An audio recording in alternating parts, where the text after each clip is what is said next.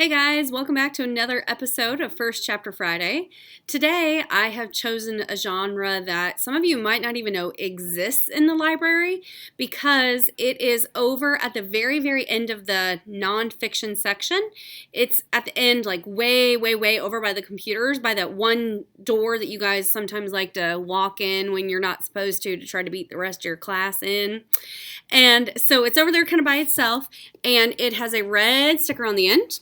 And this is part of the narrative nonfiction. It also, instead of having the author's last name and the FIC and all that, instead it has a number because it gets filed over in the nonfiction section because it's a true story about this person's life. So this is a memoir that Robert Hogue wrote about himself.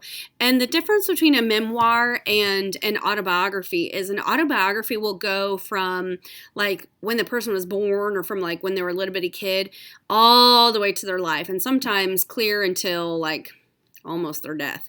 So an autobiography is about a long time in a person's life. And a memoir, which is what this is, there it is. A memoir is more about like little stories from the person's life. So I picked this book up because, honestly, I judge the book by its cover. You know how I always tell you not to do that? Well, I totally did that. And I thought, ugly. I wonder why it's ugly. And it has a mirror, and it looks like it's been crossed off.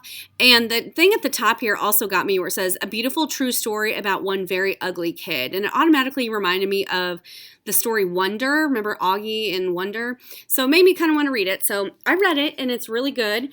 And I want to read to you the first chapter. So you can tell that he is British, or something is maybe different about him, because instead of mom and dad, it says mum and dad. So here we go. Chapter 1, The Art of Being Ugly.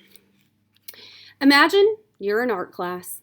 The teacher drops a lump of wet, sticky clay on the bench in front of you. You've got 30 minutes to sculpt a newborn baby's face, she says. Everyone in the class waits, wondering if there are more instructions to come. Go! You grab the lump of clay and try to figure out where to start. First, you better get the size right. You start tearing big chunks of clay off until the size looks okay, and then you tackle the overall shape. There's a big bulge on one side that you need to press hard on with the palm of your hand to fix. When it looks about right, you shape the face itself and smooth the forehead down.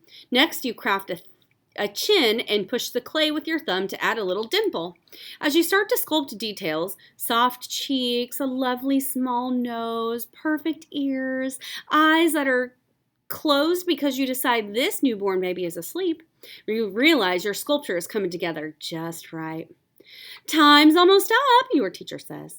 Your hands are racing across the clay. You've got just enough time to finish a few special touches like eyebrows and a wisp of hair on top of the baby's head. There's grit under your fingernails and your hands are sticky from the clay, but it doesn't matter. You look down and see a beautiful day-old baby in front of you. This is going to be an A+ assignment. Then, out of the corner of your eye, you see someone running toward you. It's that one kid in class who really hates you.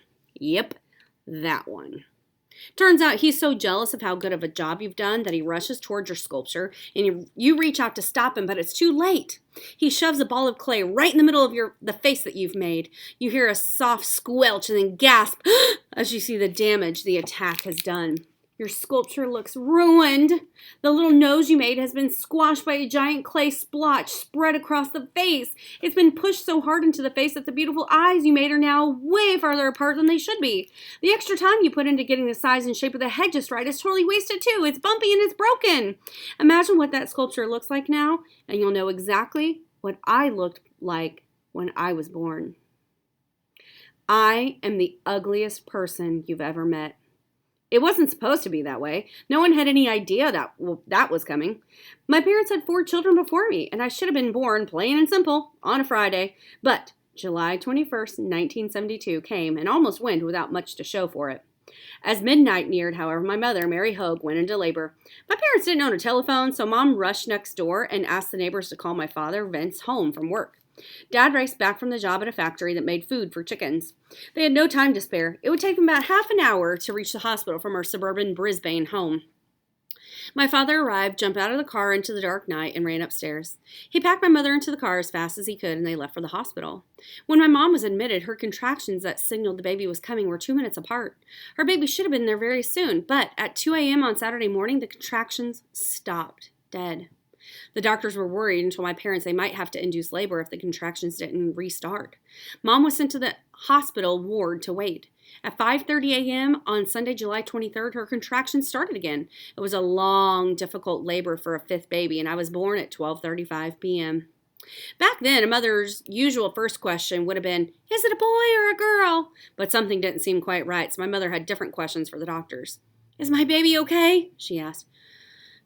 No, Mrs. Hoag, the doctor said, looking up in shock. He's not okay. He has a lump on his head and something wrong with his legs. The lump was a massive bulge that jutted out from the top of my forehead and ran all the way down to the tip where my nose should have been. It was almost twice the size of my newborn fist. It had formed early during my development and made a mess of my face, pushing my eyes together to the side of my head like a fish. That wasn't all. Looking down at me, the doctor saw that both my legs were mangled. The right leg was only 3/4 long, as it should have been, and had a small foot bent forward at a very strange angle.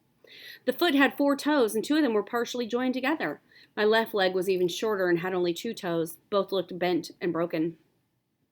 I didn't get a hug from Mom before she sent me away, but I did get a name before she'd even laid eyes on me. Robert Vincent Hoag. Dad had already visited me on